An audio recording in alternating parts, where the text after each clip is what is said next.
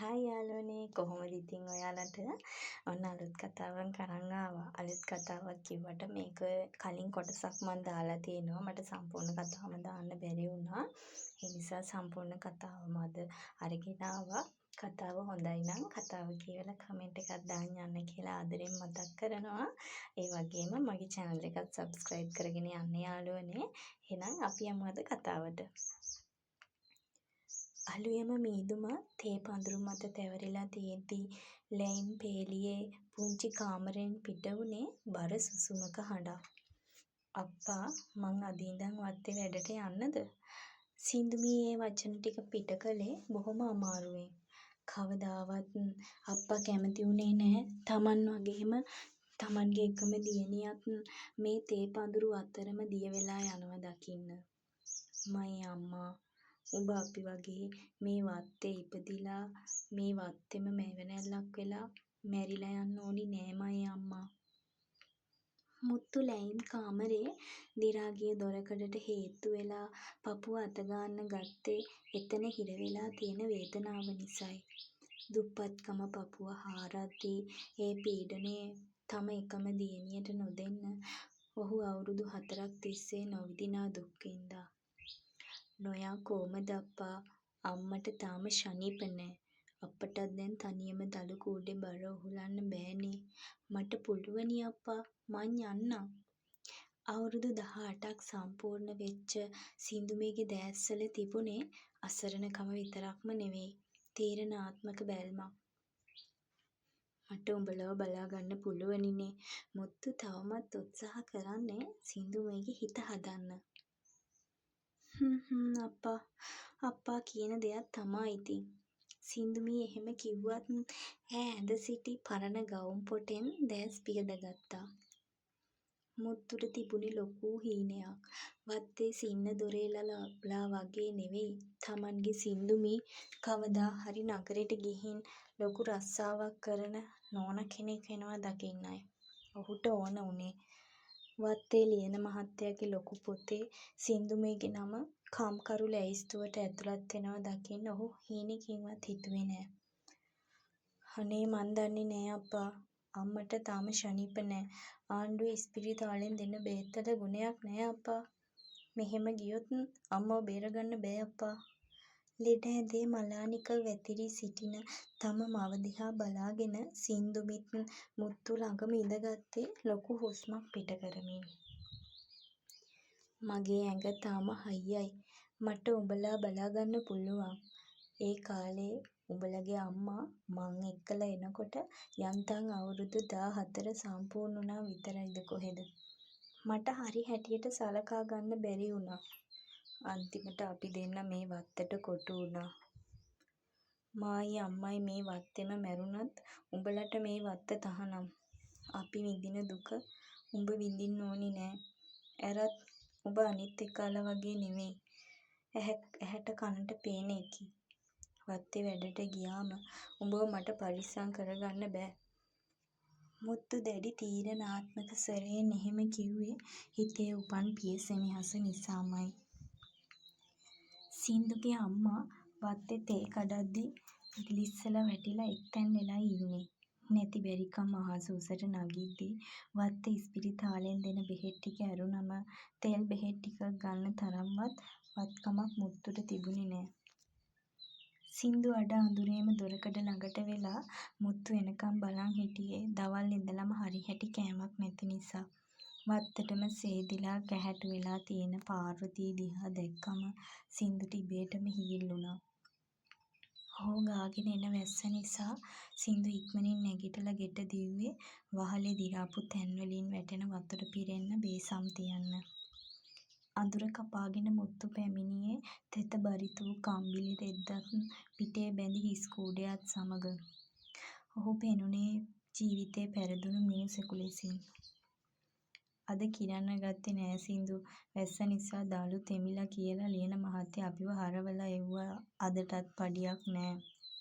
මුත්තු දොර අසලම බිම වාඩි වුණේ හිතේ වේදනාවත් ගතේ වේදනාවත් නිසාමයි. සින්දුමීට දරාගත නොහැකි වූයේ ඒ වචනවලට වඩා මුත්තුගේ කඩා වැටුණු පෙනුමයි. මොනා කරන්නද අප්පා? මේ හැමදේම අහන් හිටිය පාර්වතීට දැනුනේ ලොකු වේදනාවක්. සින්දු ගෙට ගිහින් කහට කෝප්ප දෙකක් හදාගෙන ඇවිත් මුත්තුට එකක් දුන්නා. පාර්වතීව බිත්තියට හාන්සි කරවලා සින්දු තේ එක අතට දුන්නා. දවාලේ ඉඳලම උඹට කන්න මොකක්වත් නෑනේ මයේ අම්මා. පාර්වතී ඇස් කොනින් වැටෙන කඳුළු වලට නිදහසේ ගලා යන්න ඉඩ දුන්නේ සින්දුමී ගැන උපන් දරු කැක්කුමෙන්. මට බඩගිනි නෑ අම්මා. ඇරත් රෑට පිටි ඩිංගක් තියෙනවා. ඒකෙන් මං රොටියක් පුච්චලා ගන්නම්. සින්දුගේ ඇස්වලට උණපු කඳුළු පාර්වතී දකිනවට සින්දු කැමති වුණේ නෑ. ඒ නිසා සින්දු එතනින් නැගිටලා යන්න ගියා. මුත්තු සින්දු යන දිහා බලන් හීල්ලුවේ තම දියණිය දුක් විඳිනවා දකින්න උණු නිසා. ජීවිතය ගැන මුත්තුට නම් තිබුණේ ලොකු කලකිරීමක්. හිත් වේදනාවත් එක්ක මුත්තු තුවා කෑල්ලක් තරම් නාගන්න ගියේ වල ගැහුණු බඩ අත ගගා. එක් රොටියකට පමණක් ඇති වෙච්ච පිටි ටික අනන ගමන් සින්දු කල්පනාවකට වැටුණා. දෑතේ හයිය තිබුණත් තම මවත් පියාත් බලා ගැනීමට තරම් හයියක් සින්දුට නැති එක ගැන සින්දු දුක් වුණා. ඇස් කොනින් ගලා ආ කඳුළක් පිහදාගෙන සින්දු රොටිය පිච්චුවේ කෑල්ලක් කාලා කහට එකක් බීලා බඩ පුරව ගන්න හිතාගෙනයි. බලය ඇත්ත උන් නැති බැරි මිනිහව කොයිතරම් පාගනවද කියලා සින්දුට හිතුණා. රෑ 7-8 වෙනකොට ලැයිම් කාමරවල් වල ලාම්පු එළි හොඳට පේනවා. සින්දු මුත්තුට වැඩි රොටි කෑල්ලක් තියලා පාර්වතීට ඒ වගේම කෑල්ලක් දීලා කහට එකක් දුන්නා. සින්දු පොඩි කෑල්ලක් කාලා කහට උගුරු 2-3ක් බීලා ඉතුරු ටිකකට වතුර කෝප්පයක් බීලා බඩ පුරව ගත්තා. උඹලා මට මෙච්චර තිව්වේ උඹ කෑවද මයේ අම්මා? මුත්තු දොරකඩ ඉඳගෙන සින්දු දුන්නු රොටි කෑල්ල අතට ගන්න ගමන් එහෙම අහන්නේ මුත්තු සින්දුගේ හැටි හොඳටම දන්න නිසා. මං කෑවා අප්පා. අප්පා කන්න මං කහට ඩිංගක් ගේන්නම්. සින්දු යන දිහා බලන් මුත්තුට හීල්ලුනේ ඉබේටමයි. දුප්පත්කම නිසාම සින්දුව ගෙදර තියන් ඉන්නව මිසක් සින්දුට උගන්වන්න මුත්තු හරි ආසයි. ලැයිම අස්සට වෙලා හිටියට සින්දු ඉගෙනීමට උපන් හපන්නියක් කියලා මුත්තු දන්නවා. ඒ දැන දැනත් සින්දුව වත්තට කොටු කරන්න මුත්තුට ඕනි වුණේ නෑ. මීදුම එක්ක සින්දු නැගිටිද්දි මුත්තු පාන්දරින්ම ගිහින් තිබ්බේ අදවත් සල්ලි ඉල්ලගන්න ඕනි නිසයි. හේත් සින්දු නැගිටිනකොටත් අහස කළු කරලා තිබ්බ නිසා අදත් මුත්තුට පඩි නෑ කියලා සින්දු දැනගත්තා. අදත් වැස්සොත් අප්පා පඩි නැතුවයි එන්නේ. සින්දු තනියම මුමුණ ගත්තා. ඊයේ රෑ ඇඟට දැනුණ අමුත්තක් ගැන බයක් දැනුණා. ඊයේ රෑ ඇඟට දැනුණු බඩගින්නට වඩා අද උදේ ඇගේ හිතට මොකක්දෝ මහ අමුත්තක් ගැන බයක් දැනුණා. කුස්සියේ මුල්ලක තිබුණු පරණ පොත් බෑගය දිහා සින්දු බැලුවේ අසරණ කමින්. පාසල් යන වයස ගෙවිලා ගියත් ඒ පොත්වල අකුරු අතර ඇය දකින හීන තවමත් මැරිලා තිබුණේ නැහැ. ඇය අකුරු කෑල්ලක් අරන් කුස්සියේ බිත්තියේ කුරුටු ගහන්න පටන් ගත්තා. ඒ ඇගේ පුරුද්දක්. ලැයිමේ අඳුර මැද වුවත් ඇගේ මොළය දිදුලන මැණිකක් වගේ වටිනා බව දන්නේ මුත්තු විතරයි. හිටි හැටියේම ලැයින් පේලියේ ලොකු කලබලයක් ඇහුණා. සින්දු දොරකඩට දුවගෙන ආවේ හිතේ ගැස්මෙන්. සින්දූ සින්දූ දුවපන් ලැයිම් හන්දියට මුත්තු අසනීප වෙලා. පල්ලෙහා කාමරේ ලෙච්චමී කෑ ගහගෙන දිව්වා. සින්දුගේ පපුව නතර වුණා වගේ දැනුනේ. වැස්සට තෙමුණු පාරේ ලිස්ස ලිස්සා සින්දු අවසිහියෙන් වගේ දිව්වේ බාටා දෙකක්වත් නැතුව. හන්දියට යනකොට මිනිස්සු වට වෙලා හිටියා. මුත්තු බිම වාඩි වෙලා හිටියේ පපුව අල්ලගෙන. ඔහු අතේ තිබුණු හිස් පඩි කවරේ හුලකට ගහගෙන යනවා සින්දු දැක්කා. අප්පා මොකද මේ වුනේ? සින්දු එතනට කඩා වැදුනා. මුත්තු වෙවුලන හඬින් මෙහෙම කිව්වා. මං ඉල්ලුවා දුවේ උඹට ඉගෙන ගන්න පොත් ටිකක් ගන්න සල්ලි ඉල්ලුවා. ඒත් මහත්තයා කිව්වා අද වැඩ නැති නිසා සල්ලි දෙන්න බෑ කියාලා. මේ යන විදිහට ගියොත් අර ලෙඩ ගෑණි උඹලටයි මටයි කන්න නැතුව මැරෙන්න වෙන්නේ. මුත්තුගේ ඇස්වලින් වැටුණු කඳුළු වැහි බිංදු එක්ක එකතු වුණා. සින්දුට එතකොටයි තේරුනේ මුත්තු අසනීප වුණේ ලෙඩකට වඩා හිතේ අමාරුවට කියලා. ඇයි මුත්තුගේ අත තදින් අල්ලගත්තා. අප්පා නැගිටින්න. මට පොත් ඕනි නෑ. මම ලොකු වෙලා අප්පව බලා ගන්නවා. මම මේ වත්තෙන් කොහොම හරි එළියට යනවා. මට ඉගෙන ගන්න නෙවෙයි අම්මවයි අප්පවයි බලා ගන්න ඕනි අප්පා. එදා ඒ වැස්සේ තෙමි තෙමි මුත්තුව වත්තම් කරගෙන ලැයිම් කාමරයට එනකොට සින්දුගේ හිතේ අලුත් අධිෂ්ඨානයක් ලියලලා තිබුණා. ලැයිම් හිමිය වතුරස්සාවට තමන්ගේ හීන බිලි දෙන්න ඇය තවදුරටත් සූදානම් වුණේ නෑ. කාෂ්ඨකේ ලොකු පන්තියෙන් එන පීඩනය එක්ක මුත්තු වගේම ලැයිම් හැමෝම ජීවත් වෙන්නේ වේදනාවෙන්. සින්දු වගේම අහිංසක ජීවිත දහස් ගාණක් ලැයිම් කාමරවලම ජීවත් වෙලා වත්තේ ඉඳලම මැරිලා යනවා. මුත්තුව අමාරුවෙන් වත්තම් කරගෙන ආව සින්දු ඇඳෙන් වාඩි කරලා ඊළඟට හැරුණේ අනෙත් පැත්තේ ඇඳේ කුසගින්නේ කෙඳිරි ගාමින් ඉන්න පාර්වතී දිහාවට.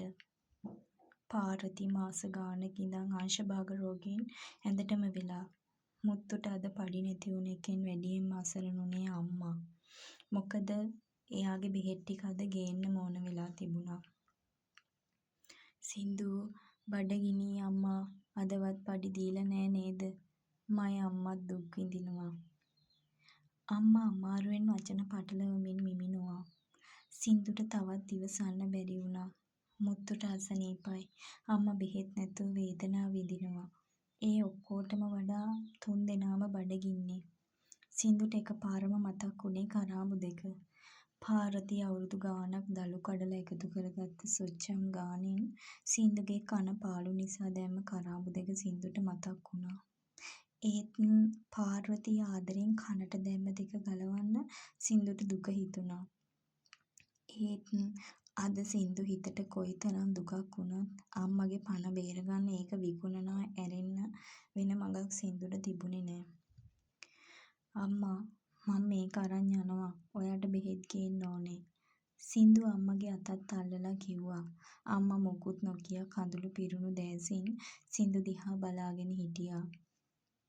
සින්දු ඇස්සේම හන්දියේ රත්තරන් බඩු කඩේට දුවලා කරාබු දෙක උගස් කරලා රුපියල් 5000ක් ගත්තා. මෙච්චර ලොකු කරාබු දෙකකට දෙන්නේ 5000යිද මහත්තයා?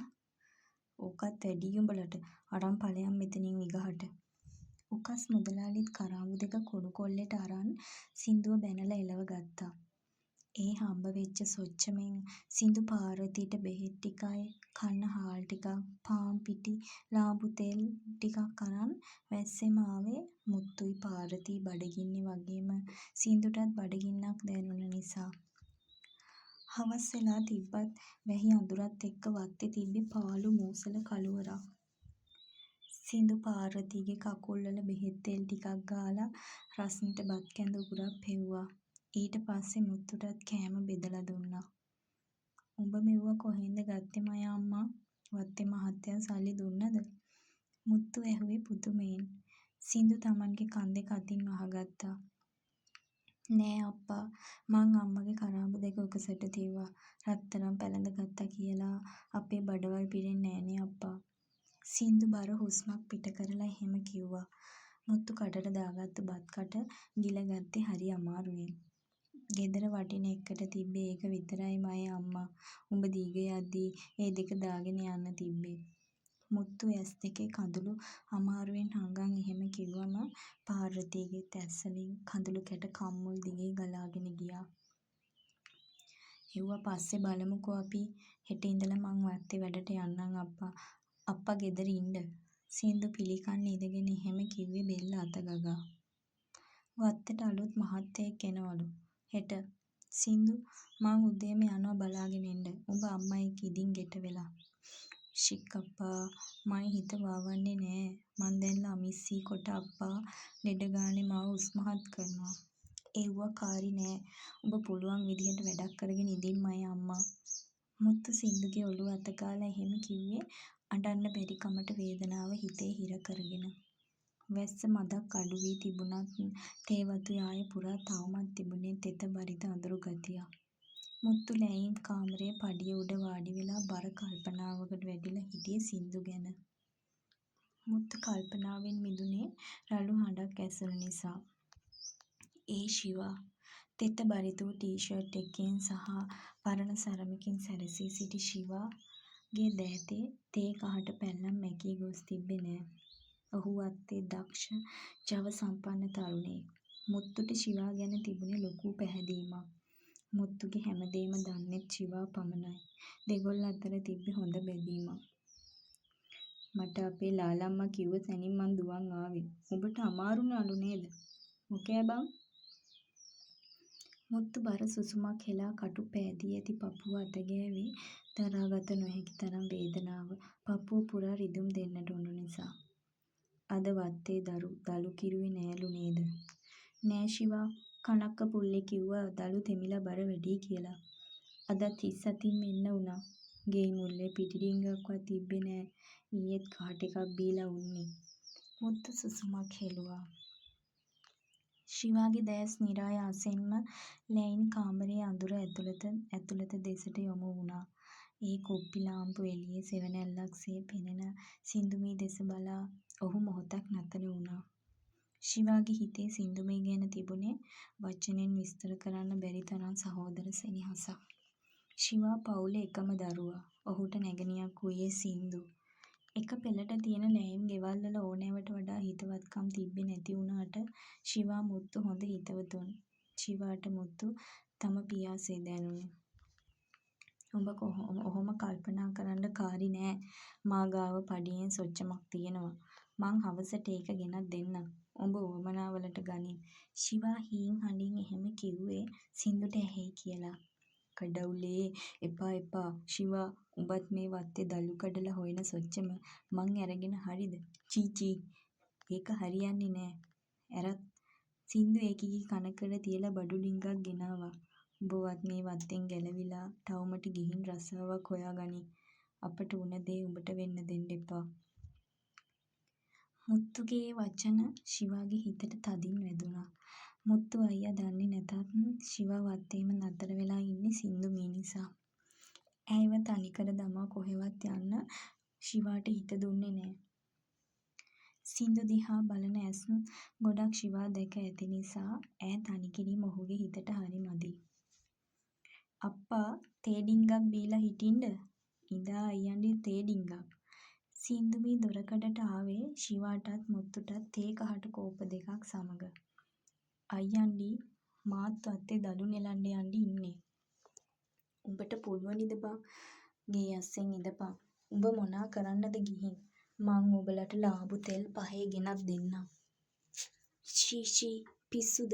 මට පුළුවනි අරත් මට ගෙදර වියදම හදාගන්න තිබ්බනං ඇති.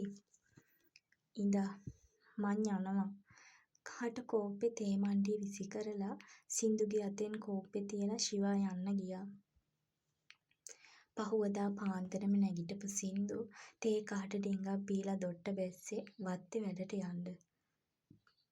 පිණි බේරෙන සීතල පාන්දරම සින්දු සරමක් ඇඳගෙන ඉන වටා පරණ රෙදි කෑල්ලක් ගැට ගහගත්තේ වත්තේ වැඩට යන්න ඕනි නිසයි.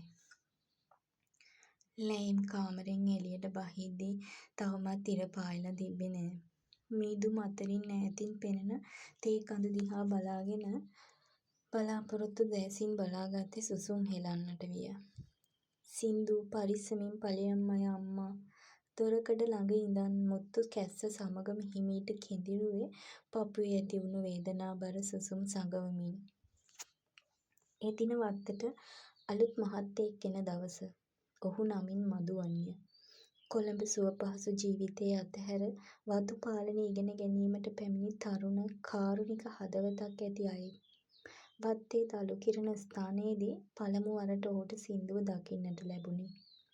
අන් අය මෙන් නොව ඇගේ දැස්වල තිබූ අහිංසකකම සහ අව්‍යාජත්වය මධුවන්ගේ සිත තදින්ම ඇද බැඳගත්තා.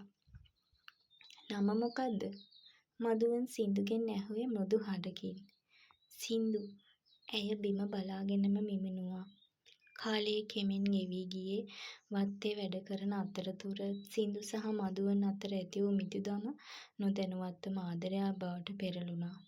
මදුවන් සින්දුට රහසින් ආදරය කළ අතර සින්දුගේ හිතේද ඔහු කෙරෙහි ඇති වූයේ අසීමිත ගෞරවයක් සහ සෙනෙහසක්. ශිවා මේ සියල්ල දෙස බලා හිටියේ රිදුණු හදවතකින්. නමුත් සින්දුගේ සතුට වෙනුවෙන් ඔහු තම ආදරය සඟවාගෙන ඇයට ආරක්ෂකයෙකු වුණා. අනේ මන් දන්නේ නෑ අප්පා මදු මාත්‍යා මෙව්වා වෙන දේවල්ද? මාතියා මේ ලොකු මාතෙක්. මං වගේ වත්තේ කෙල්ලෙක් ඇති සින්දු. මං ආදරේට මොනාවත් අදාළ නෑ සින්දු. වත්ත කෙළවර ගල්තලාවේ සින්දුගේ ඔඩොක්කුවේ ඔළුව තියන් ඉන්න මදු බොරු කේන්තියක් මවන් එහෙම කිව්වා. මදුව ඇත්තටම සින්දුට ආදරය කරා. සින්දු මේ කම්මුලක් පෙන්වමින් ඔහු සින්දුගෙන් ඉල්ලුවා. අපේ මට ලැජ්ජයි අප්පා මාතියා. ලැයිම එකෙක් හරි දැක්කොතින්. ඉතින් දැකපු දේ මට මොකද? මාතියට ප්‍රශ්න වෙනවා. සින්දු වටපිට බලමින් මදුවන්ගේ කම්මුල මතින් දෙතොල් තියලා කෙටි හාදුවක් දුන්නා. කාලය කෙමින් කෙමින් ගෙවිලා ගියේ සින්දු හා මදුවන්ගේ ආදරේ දරුලා වැඩෙමින්. දවසක් මදුවන්ට හදිසි වැඩකට කොළඹට යන්න වුණා. මදුවන් සින්දු සොයා ආවේ ඒ බව කීමට. සින්දු මං සති දෙකකින් ආයෙත් එනවා. ඇවිත් මං මුත්තු එක්ක කතා කරලා ඔයාව මගේ කරගන්නවා. මදුවන් නික්ම යාමට පෙර ඇයට පොරොන්දු විය. නමුත් මදුවන් ගිය පසු වත්තේ තත්ත්වය වෙනස් වුණා. වත්තේ හිටි ප්‍රධාන කනක්ක පුල්ලෙගේ පුත් රාජන් කාලයක සිට සින්දු කෙරෙහි ඇහැ ගහගෙන හිටියේ. ඒ ආදරයකට වඩා සින්දු ගැන තිබ්බ ආශාවකට. මදුවන් සහ සින්දු අතර ඇති සබඳතාවය දැනගත් රාජන් වත්ත පුරා කටකතා පතුරවන්නට වුණා. මේ නිසාම ශිවාද සින්දු කෙරෙහි වූ හිතවත්කම අඩු කරන්නට වුණා.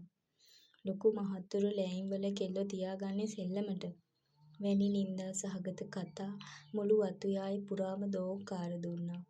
මේ අපහාස දරා ගන්න බැරුව මුත්තු සැබවින්ම අසරණ වුණා. ඔහු ලැයින් කාමරේ මුල්ලකට වෙලා කඳුළු හැලුවා. මේ අතර කලක් තිස්සේ රෝගාතුරව සිටි සින්දුගේ මව බේත් හේත් කර ගැනීමට මුදල් නොමැතිකම සහ මේ අකාලේ ඇහෙන නින්දිත කතා නිසා ඇති වූ කනගාටුව දරා ගන්න බැරුව අවසන් හුස්ම හෙළුවා. අම්මගේ මරණයෙන් සින්දු සහ මුත්තු දැඩිසේ කඩා වැටෙන්න වුණා. ශිවා ඔවුන් ළඟින්ම හිඳමින් ශක්තියක් වීමට උත්සාහ කළත් සින්දු හිටියේ මදුවන් වෙනතුරු මඟ බලාගෙන. දවසක් මහා වැසි වටන හැන්දෑවක සින්දු කන්ද ඉහළ තේ වත්තේ තනියම දළු නෙලමින් හිටියා. අන් සේවකයන් සියල්ලෝම දළු කිරන්නට ගොස් තිබුණා. මීදුම අතරින් මතුවුණේ රාජන්. ඔහු බේබත් දිගුමින් මැනෙමින් සින්දු වෙත පැමිණියේ දැඩි කෝපෙන් හා ආශාවෙන්. කෝ උඹේ මහලොකු මහත්තයා ඌ උඹව දාලා ගියා සින්දු. දැන් උඹට බේරෙන්න බෑ. රාජන් ඇගේ අතින් තදින් අල්ලගත්තා. අතාරින්න මාව අතාරින්න. සින්දු කෑ ගහමින් තමන් සතු උපරිම ශක්තිය යොදා රාජන් සමග පොර බැදුවා. උඹව අල්ලගත්තේ අතාරින්න නෙමෙයි සින්දු. රාජන් සින්දුගේ කොණ්ඩෙන් අල්ලගෙන කෑ ගහන්න වුණා. මේ අවස්ථාවේ සින්දුව බේරගන්න තරම් කවුරුත් හිටියේ නෑ. රාජන් සින්දුව තමා වෙත ඇදගත්තේ කෑදර බැල්මකින්. මාව අතෑරපන් පව්කාරයා. අපි අහිංසක අසරණ මිනිස්සු මෙහෙම කරදර කරන්න එපා. ඇය ඔහුගෙන් මිදී පලා යන්න තැත් කරද්දී වැස්සට ලිස්සලා ගොස් තිබුණු කදු බෑවුමේ ඇගේ පය පැටලුණා. මහා හඬින් කෑ ගහමින් සින්දු ප්‍රපාතයෙන් පහළට ඇද වැටුණා. ඇගේ හිස ගල් පර්වතයක වැදී සුදු මඩි වුණු තේ දළු මත ඇගේ ලේ තැවරෙද්දී අවසිහියෙන් මෙන් කැහැටු මුත්තුගේ මුහුණ මතක් වුණා. ඇස් අගට ඉනූ කඳුළු එක්කම ඇය මෙලොව හැර ගියා. පසුදින මදුවන් නැවත වත්තට පැමිණියේ සින්දුට දුන් පොරොන්දුව ඉටු කරන්න. නමුත් ඔහුට දැකගත හැකි වුණේ වැළපෙන වතු ජනතාව සහ සින්දුගේ දේහය අසල හඬා වැටෙන මුත්තු සහ ශිවා. මදුවන් දුක සහ වෛරය මුසුව මුත්තු අසල දනින් වැටුණා. අනේ මහත්තයෝ මයි කෙල්ල. ඔබතුමා එනකම් බලාගෙන උන්නා. අර පව්කාරයා මයි කෙල්ලව මැරුවා මහත්තයෝ. මුත්තු හඬමින් මදුවන්ට සිදු වූ සියලු විස්තරය කිව්වා. මදුවන්ගේ දැසින් කඳුළු කඩා වැටුණා. තමන් ප්‍රමාද වීම ගැන ඔහු තමාටම ශාප කරගත්තා. සින්දුගේ අවසන් කටයුතුවලින් පස්සේ ඒ මතකයන් පිරුණු අතුයායේ තව දුරටත් රැඳී සිටීමට මුත්තුට ශක්තියක් තිබුණේ නෑ. සින්දු නැති පාළු ලැයිම් කාමරය දෙස බලා ඔහු තනියම වැළපුණා. පාර්වතී, මුත්තු, සින්දු උපන්දා සිට ලැයිමේ මතක ගොන්නක් මුත්තුගේ ඇස් අද්දර මැවී පේන්නට වුණා. ඇස් අග උරන කඳුළු වලට නිදහස දීලා මුත්තු බර සුසුම් හෙලන්නට වුණා. අප්පා අපි යමු. මේ වත්තේ තවත් අපිට ඉන්න දෙයක් නෑ. ශිවා පැමිණ මුත්තුගේ උරහිසට අතක් තිබ්බා. සින්දුගේ මතකයන් සහ ඇයට සාධාරණ ඉටු කිරීමේ බලාපොරොත්තුව හදවතේ තබාගෙන ශිවා අසරණ වූ මුත්තුවද කැටුව අලුත් ජීවිතයක් සොයා කොළඹ බලා යන බස් රථයට ගොඩ වුණා. මීදුම අතරින් ඈතට ඇදී යන තේ කඳු යාය දෙස බලමින් ඔහු නිහඬවම තමන් උපන් බිමට සමුදුන්නා. කතාව ලස්සනයි නම් ඔයාලගේ අදහසක් පහලින් කමෙන්ට් කරන් යන්න යාළුවනේ.